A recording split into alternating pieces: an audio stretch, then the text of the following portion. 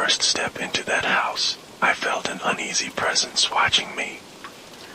You thought moving into your new home would be a fresh start. Nestled in a quiet suburb, the house had a certain charm that drew you in. But from the first night, something felt off. A soft, distant giggle outside your window jolted you awake. The sound was faint, almost like a child playing, but there were no children in the neighborhood. You tried to convince yourself it was just the wind or a stray cat, but deep down, you knew something wasn't right. The next morning, as you walked through the empty rooms, the floor creaked under your feet as if something was shifting beneath the surface.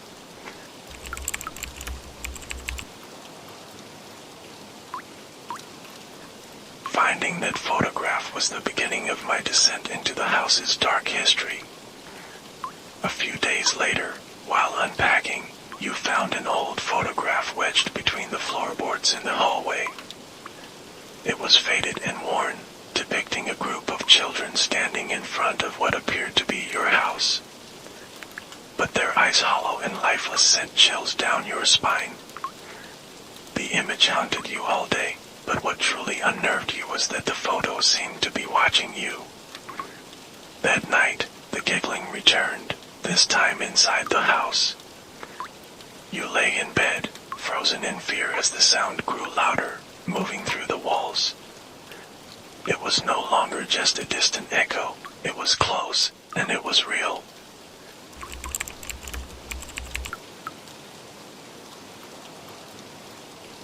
When the shadows started to move on their own, I knew I was no longer alone in the house. Determined to ignore the eerie occurrences, you focused on settling in, but the house had other plans. The shadows on the walls began to move, not just with the light but with a life of their own. They were small, childlike, and seemed to dart out of sight whenever you tried to catch them.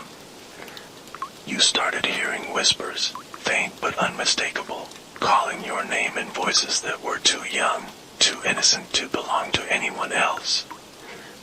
The nights became longer, filled with restless sleep and the overwhelming sense that you were being watched. You could no longer deny it. The children in the photograph were somehow here, and they were growing stronger.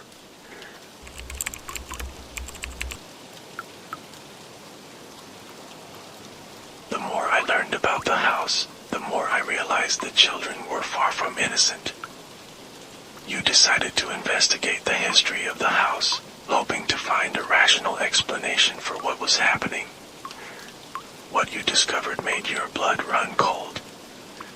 Decades ago, a family lived here with several children who mysteriously disappeared. The official records were vague, but rumors suggested something much darker. As you delved deeper, the activity in the house escalated. The giggles turned into cries, the whispers into desperate pleas. You began to see them figures of children with hollow eyes appearing in mirrors, in the corner of your vision, always just out of reach. The house had trapped their souls, and now it wanted yours too.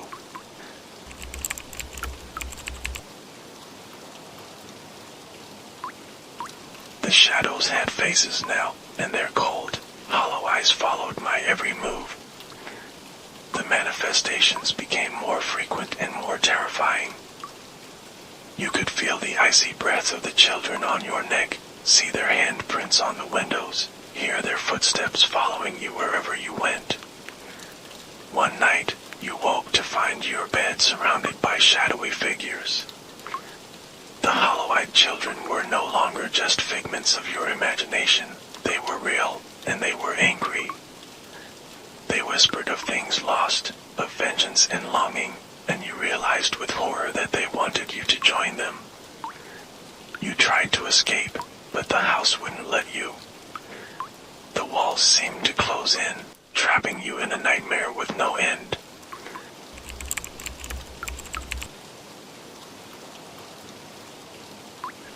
In the heart of the house, I uncovered a truth that made me wish I had never come here. In a final desperate attempt to rid yourself of the haunting, you tore up the floorboards, revealing a hidden crawl space.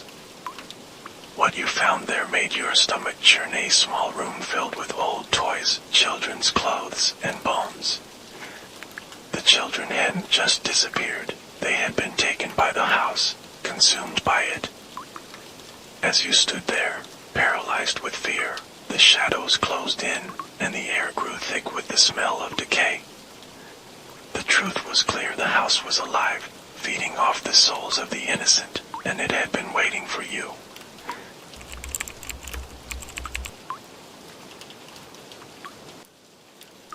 With no escape, I realized the only way to survive was to confront the children head-on. With nowhere to run, you prepared yourself for a final confrontation. The children appeared before you, their hollow eyes filled with a mix of sorrow and rage.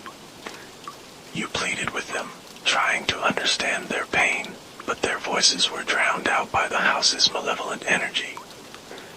The walls trembled, the lights flickered, and the air grew cold as they advanced. You knew that if you didn't find a way to break the curse, you would become one of them, another lost soul trapped in the house forever. Part 8, The Haunting Legacy. In the end, I discovered that some houses can never be left behind, no matter how far you run. The final moments were a blur of terror and desperation. You managed to escape, but not unscathed. The house's mark was on you, a chilling reminder of the horrors you faced. Even after you left, the memories lingered: soft giggles in the night, the feeling of cold eyes watching you, shadows moving in the corner of your vision. The house may have let you go, but it would never truly release you. You are forever bound to its dark legacy, haunted by the hollow-eyed children who still wait for their next victim.